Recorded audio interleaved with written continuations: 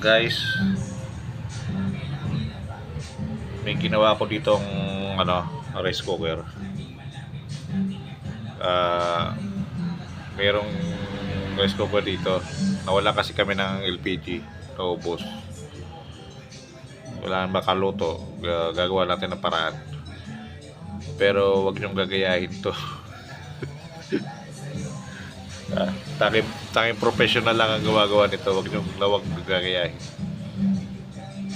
Tingnan nyo.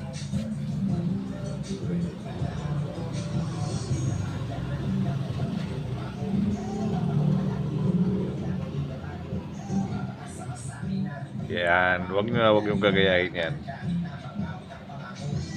At wag niyong iiwan. Ako, sabi ko sa inyo, pag iniwan nyo yan, sunog kayo dyan.